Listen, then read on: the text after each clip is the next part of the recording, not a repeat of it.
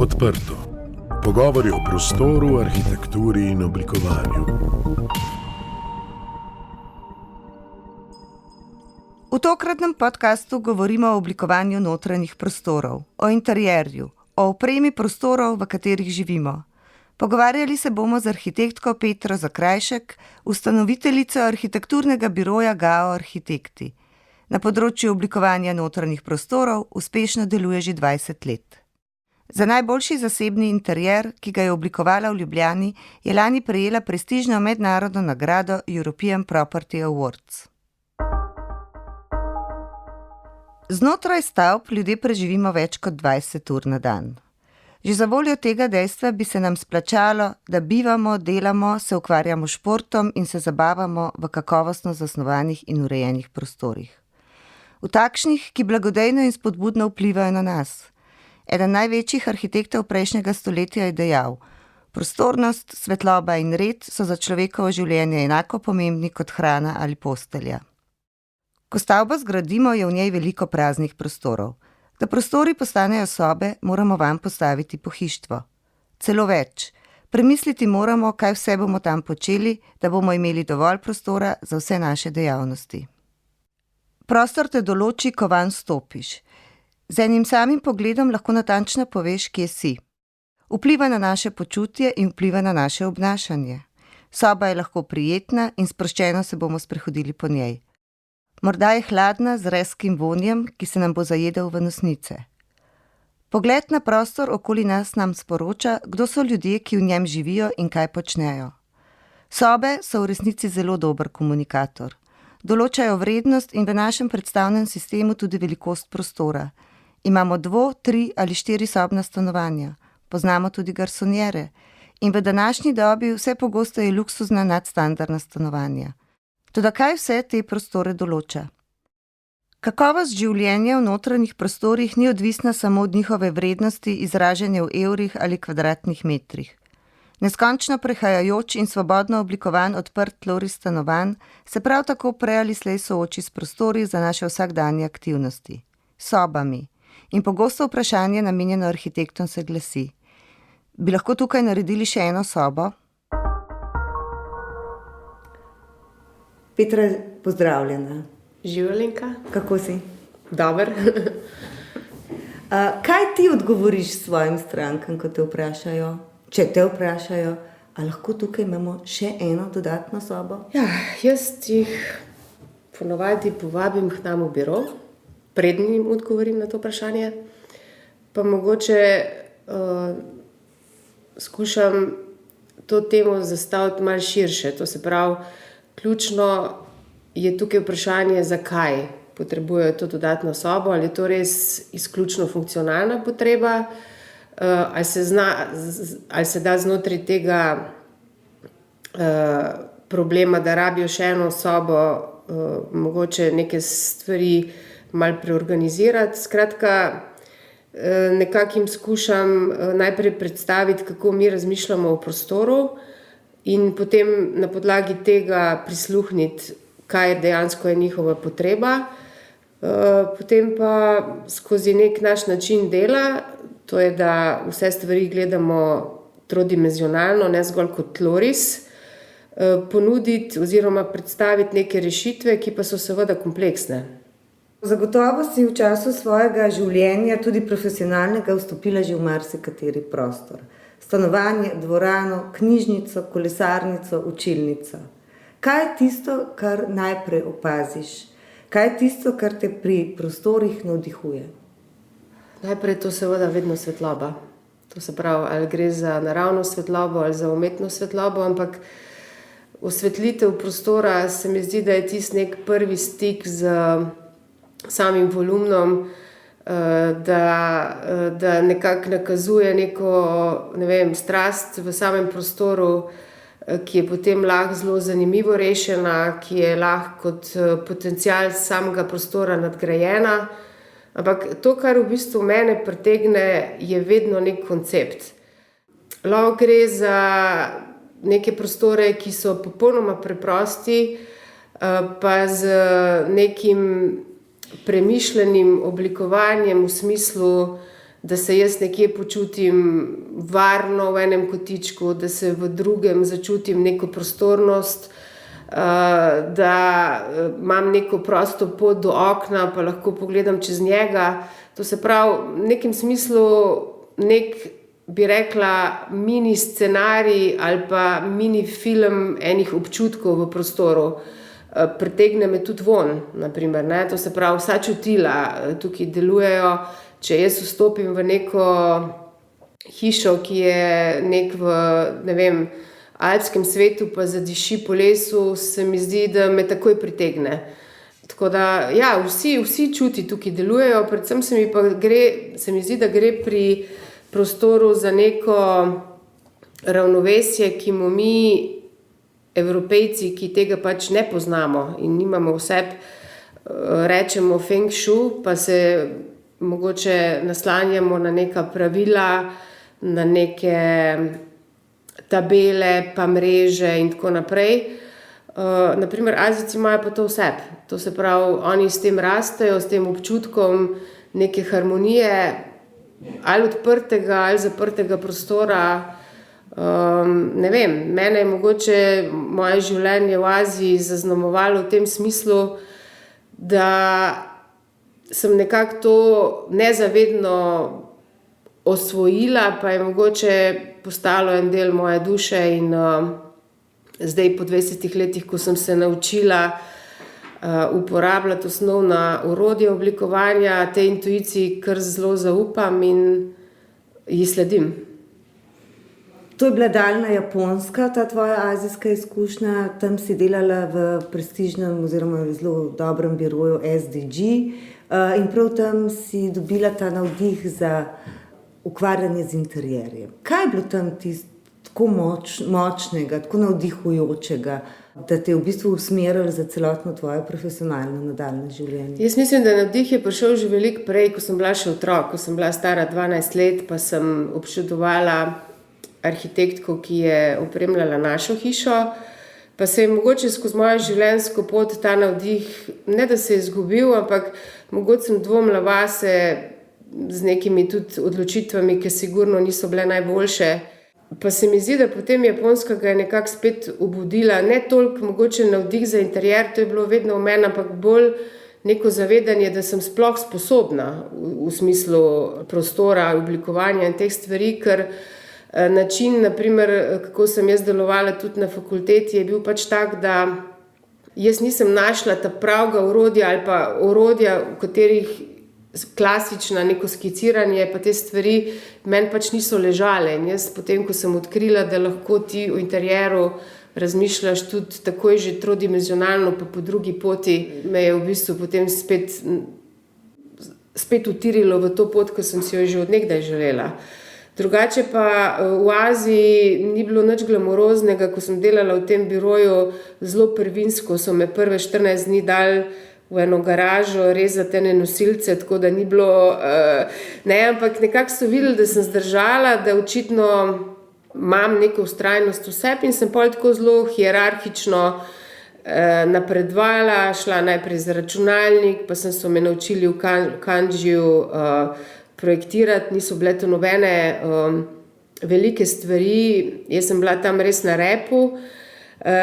Sem projektirala, garaže in take zadeve, ampak nek pogled name, pa da so me sprašvali čisto iz življenja, ene take stvari, neke izkušnje nekoga, ki je pač prišel iz Evrope, so mi pa dale misliti, da mogoče pa, nekaj vseeno v meni je tazga, da bi lahko delala tudi samostojno ali pa, vodila en biro.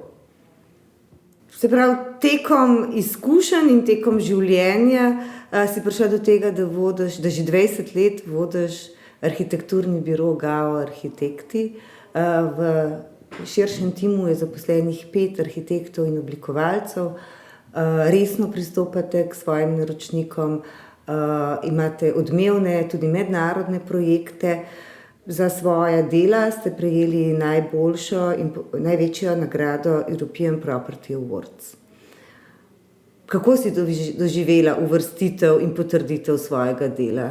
da si med najboljšimi v Evropi? Mi smo že preden smo šli na to podelitev v London, bili seznanjeni s tem, da smo award winner, to se pravi, da smo bili nominirani in seveda smo bili ekstremno veseli in tudi ta sam dogodek dopoldanski, kjer nas je bilo seveda več award winnerjev, je super potekel, lepo smo se počutili. Potem pa zvečer, ko je bila pa gala večerja in so podelili še 5-star interiors, to je bilo pa največ, kar je bilo možno, sem pa jaz pravzaprav bila popolnoma prepričana, da mi te nagrade ne bomo dobili. In potem, ko so nas poklicali, sem bila v bistvu toliko v šoku, da resno ekstremno presenečena in pol nekako moje kolegice Sara pa Tjaša, ki sta bile z mano, sta bile res tako vesele, ko ene cheerleaderke. To se pravi, da ne morem ti zdaj reči, da je bilo to samo veselje, je bilo veselje, je bilo pa tudi takoj skrb za naprej, kaj pa zdaj to za nas pomeni. Kaj pa pomeni v Sloveniji interier? Kako vidiš vlogo oziroma kje smo mi na področju oblikovanja interierjev v Sloveniji? Večinoma delaš za slovenske naročnike, večinoma delaš za zasebne interierje. Kakšno je stanje, kako bi ga opisala, tvoje izkušnje? Zdaj, dobila si veliko mednarodno nagrado, ker si se kosala z vsemi pomembnimi interieristi na svetu oziroma v Evropi. Delaš v Sloveniji? Ja, mislim, jaz zdaj moram predvsem primerjati neko svojo pot delovanja tukaj v Sloveniji. Naprimer, moram reči, da razlika izpred 10 let, če tako gledava po desetletjih, tudi v Sloveniji vendarle je. To se pravi, tako kot na drugih področjih razvoja je z to neko globalizacijo, pa z internetom, pa socialnimi omrežji, so ljudje vsekakor veliko bolj seznanjeni, kaj se dogaja, kaj so trendi, imajo neko zavest, da je interier absolutno enako pomemben kot arhitektura ali hiše ali stanovanja samega. In ja, je seveda veliko lažje delati z ljudmi, ki vejo, kar hočejo. Čeprav mogoče na videz zgleda, da imamo mi rajšne naročnike, ki rečejo, bomo vam popolnoma zaupali, pa naredite, kar hočete, to sploh ni res. Če ti kot inspiracijo vzameš nekoga, ki ve, kaj želi, tudi pol ti kot dizajner iz sebe absolutno več potegneš in si veliko bolj prizadevaš, da boš nekako ta pričakovanja uresničil. Je pa res, da jaz mogoče z današnje perspektive 20 let ne znam več prav odgovoriti, kakšno je stanje, ker tisti ljudje, ki pridejo k meni, so se že odločili, da bojo najeli interierista. Nisem mogoče prava oseba za to, da bi rekla, koliko je to prisotno ali pa ni, no, ampak mi imamo v zadnje 5 let res veliko dela in mislim, da se tukaj stanje popravlja. Zdaj, če me pa sprašuješ pa o vrednosti našega dela, to je pa druga stvar, ne? To je pa nekaj, kar je pa neprimerljivo s tujino, tako kot je neprimerljivo so cene nepremičnin tega v tujini. Ne? No, ampak v bistvu tvoji naročniki, tvoje stranke prihajajo k tebi zaradi referenc in zaradi zgodb, zaradi tega, ker so videli tvoj interier in si želijo na tak način opremiti svoje stanovanje, poslovne prostore. Kakšne so torej zgodbe tvojih interierjev? Kje in kako začneš graditi ta odnos z novimi stanovalci, prebivalci? In kje se tvoje delo konča in potem interier zaživi svoje novo življenje? Kot interierist nekako poskušam zgraditi z naročnikom neko zaupanje popolnoma v začetku, zato ker to je skupna pot. Zame je vsaka stranka inspiracija in nekako resnično ne samo, da poslušam, ampak tudi slišim in informacije o tem, kako ljudje živijo, kaj imajo radi, kaj jih navdihuje, poskušam vedno nekako pogledati iz čist sveže perspektive. In pol vse te neke stvari, funkcionalne zakonitosti, neko njihovo estetiko preliti skozi svoje življenje, ki me inspirira praktično na vsakem koraku, narediti neko zgodbo, ki je njihova, ampak hkrati je pa tudi naša. In tukaj potem mogoče ta moj nek prva inspiracija izvira iz mene, potem se pa to prelije v tim in mi potem čisto konkretno vsak prostor, vsak interier takoj postavimo v 3D model in to je za nas delovna metoda, skozi katero potem na nek način tisto prvo inspiracijo, pa tisti nek moj prvi vzgib, ko prostor vidim, skušamo skozi neke prostorske zakonitosti najprej usmisliti funkcionalno, potem pa seveda na to vežemo neko estetiko, neko zgodbo, nek koncept, nek fil ruš, ki potem na nivoju neke idejne zasnove, ki jo mi skozi 3D predstavimo, skozi walkthrough filmček, pa potem mogoče podkrepimo z renderji, že v štartu postavimo točno tako zgodbo, kot jo bo naročnik videl na koncu. In to se mi zdi tukaj ključno. To se pravi, mi vzpostavimo zaupanje takoj na začetku in takrat se mora naročnik s tem v celoti strinjati in potem se vsi načrti v izvedbeni fazi zelo enostavno zapeljajo, tam se stvari zgolj še naravnajo glede na določene mogoče, ne vem, teksture materialov, barve dokončne, dobavljivost na trgu, najvsezadnje tudi ceno izdelkov, ampak ta neka hrbtenica, ideja osnovna, koncept je pa praktično prepoznaven od začetka in naročnik in mi z njim živimo, to skupaj soustvarjamo in na koncu jaz mislim, da je zadovoljstvo z naročnikove strani ne samo nad rezultatom, ampak tudi na to potjo, v katero je bil on aktivno soudeležen. Koliko časa pa traja ena taka zgodba, eno tako potovanje iz praznega v poln prostor? Ja, to pa je kar pot. Zdaj, seveda, odvisno od obsega, ne? Če zdaj midve govoriva o nekem tipičnem stanovanju, ne vem, 75 kvadratov, je sama ta neka, bi rekla, projektna ali pa dizajnerska faza ponavadi, če je tempo, bi rekla, tak optimalen, traja nekako 2 meseca, potem pa sama izvedba verjetno še 2, odvisno ali je to adaptacija, je to novogradnja, ampak ja, začne se nekako pri 4 mesecih, pa potem, če gre za zahtevnejše objekte, kvadratur, ne vem, 300 kvadratov, 400 kvadratov, je to lahko tudi 2 leti. Od ideje do končne izvedbe, ne. Tukaj že vključuje tudi izvedbo, pri kateri smo mi skozi soudeleženi, tolmačimo vse stvari izvajalcem, spremljamo do konca v tem smislu. Seveda pri oblikovanju interierjev oziroma zasebnih stanovanj, recimo če se omejiva na njih, obstaja več pristopov, kot si omenila in tudi zelo dobro opisala tega svojega. Eden je tudi, da pač narediš z materiali eno zgodbo, z materiali, teksturami, odbleski in taktilnostjo teh posameznih materialov eno zgodbo, ki se seveda izvede tudi potem v posameznih kosih pohištva. Je pri vas tako, da izbirate kose pohištva ali jih tudi avtorsko načrtujete in oblikujete?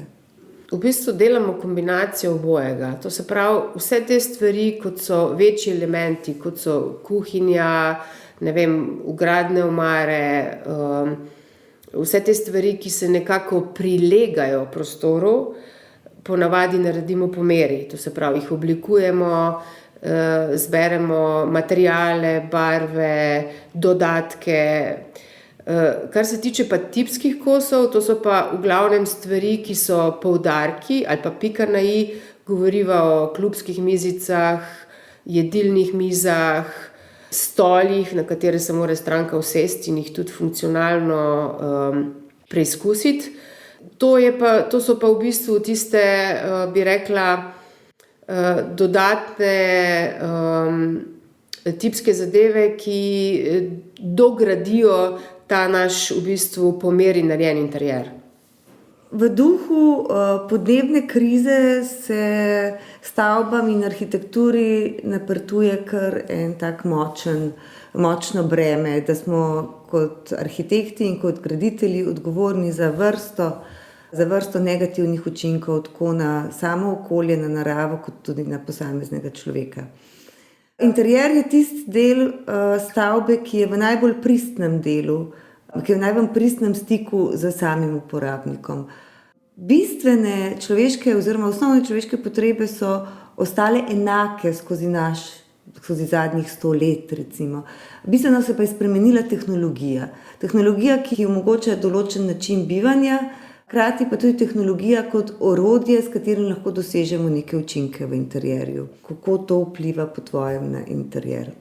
Zdaj, če direktno gledam vpliv na naše delo, gre ponavadi za to, da se stranke odločajo na primer za pametno hišo, za pametne inštalacije, s katerimi uravnavajo talno gretje, svetlobo, senčenje hiše. To so neke stvari, ki jih mi pri svojem delu upoštevamo, ne vplivajo pa v smislu estetike ključno na naše delo.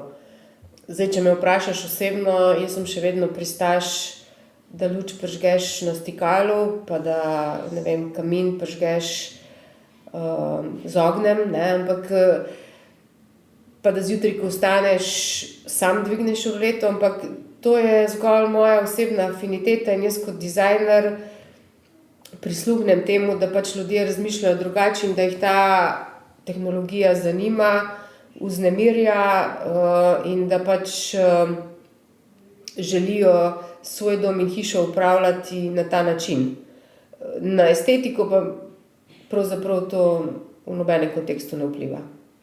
Mogoče, kar se tiče teh pametnih inštalacij, ko lahko uporabniki sami razvijajo vrsto scenarijev, se mi zdi, da s tem stanovanje postaja neka predvidljiva zgodba, kjer ni več nepredvidenih situacij. Ja. Večkrat me kdo vpraša, ali bomo kakšne luči ali pa elektroprojektant bomo zdaj kakšne luči dimali. Jaz mislim, da če je svetloba v interjerju pravilno rešena, mora nuditi več variant razsvetljave. Ko se ti počutiš poln energije, pa rabiš več svetlobe. Ko se počutiš slabo, pa imaš rad, da je samo en kotiček osvetljen. Ko greš zvečer spat, pa mogoče imaš rad neko v ozadju, eno lepo lučko. In če je to pametno premišljeno, v skladu z neko uporabo, z načinom življenja, jaz mislim, da je dimanje nepotrebno kjerkoli. Tvoji projekti, ki jih načrtujete, niso samo tvoji projekti, za tabo zagotovo stoji zelo strokoven in delaven tim, ki usmerja in realizira tvoje želje. Kako poteka delo v tvojem biroju? Na svoj tim sem pa najbolj ponosna in po 20 letih nekako res vsak dan, ko pridem v biro, je pri nas dobra energija, zelo lepo se dopolnjujemo. Preplet 2 generacij, ker vsa dekleta v mojem timu so pol mlajše od mene. Neka delitev novosti, pa nekega svežega pogleda, pa moje izkušnje, da znamo to zelo dobro uskladiti in zelo dobro v bistvu preliti v naše delo, v kontakt s strankami, pa tudi v naše projekte. Vsak interjer je svoja posebna zgodba. Tekom 20 let jih je bilo ogromno. Kaj je tista njihova rdeča nit? Kateri izmed teh tvojih projektov ti je pustil največji pečat in ti je v bistvu dal največji odgovor na to, kaj je tisto, kar te pri oblikovanju interjerjev najbolj zanima? Mogoče še vedno tak interjer, ki je meni zelo ljub ali pa je naredil pri meni osebno kot pri človeku neko prelomnico, predvsem tudi v nekem zaupanju do same sebe, je še vedno Šov Flat v Sitoli, ker je nekako bil prvi projekt, kjer sem jaz stavila na neko svojo iskrenost kot oblikovalca. Nekako lokacija Situle je bila vedno malo sporna in ko sem jaz razmišljala o tem, kako oblikovati stanovanje v njem, sem pravzaprav razmišljala, da moramo vse te stvari, ki ljudi motijo, to se pravi ta neka industrijska lirika, pa železnica, ki je zraven, da jih moramo še poudariti, da moramo biti iskreni, da moramo ponuditi nek način življenja, ki je drugačen in ki sigurno ni za nekoga, ki rad kosi travo, pa ima malo vrtička.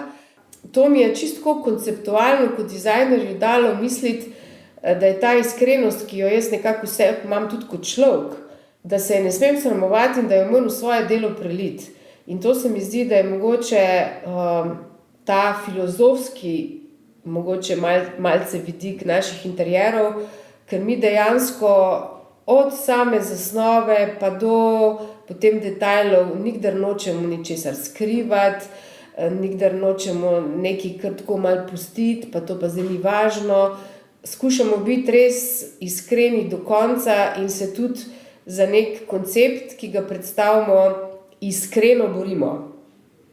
Morda še to vprašanje, si arhitektka, ne? Se pravi, ti si se ukvarjala z tem hardverom, se pravi, kako stavba stoji, kako se jo zgradi, kakšen izrazmak, ali je funkcionalna in skrbi za vse ostale kakovosti, na katerih lahko arhitektura bistveno spreminja življenje.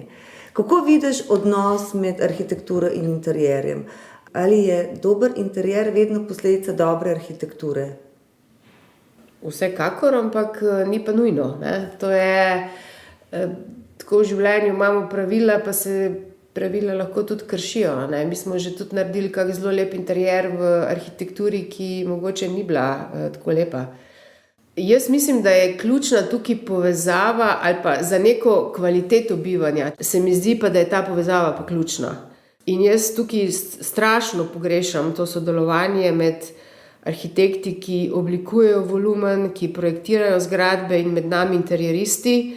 In pri vsej tej poplavi nepremičnin in novogradenj, ki so ta hip na trgu, se mi zdi, da pravzaprav investitorji strašno veliko zgubljajo, ker ne povežejo arhitekta in interjerista, ker v končni fazi se to tudi pol investicijsko, ko se delajo neki popravki ali pa si potem stranke kupijo stanovanje, pa ima en kup pomanjkljivosti funkcionalnih, neka energija se dodatno zapravlja, pa bi bilo veliko bolj enostavno ta dva profila povezati in res delati dobre zgradbe z dobrimi prostori notri in zunaj.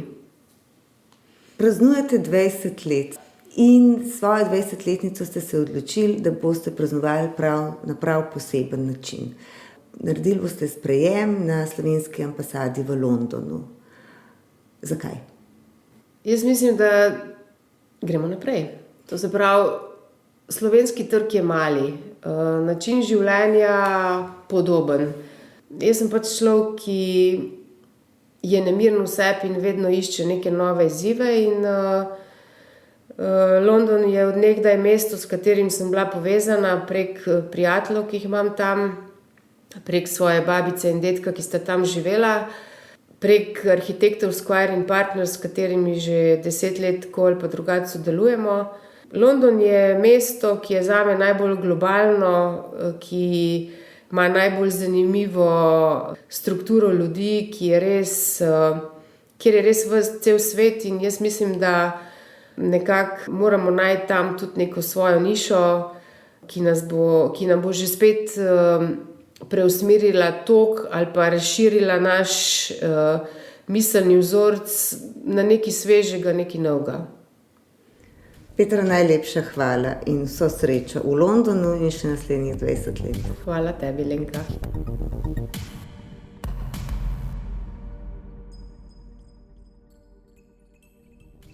Poslušali ste podcast Odprto.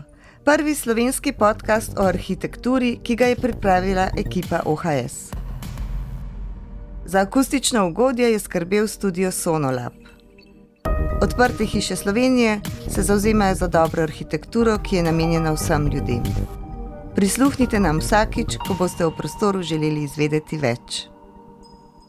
Da smo lahko odprto spregovorili o prostoru, nam je svojo podporo omogočilo Ministrstvo za okolje in prostor.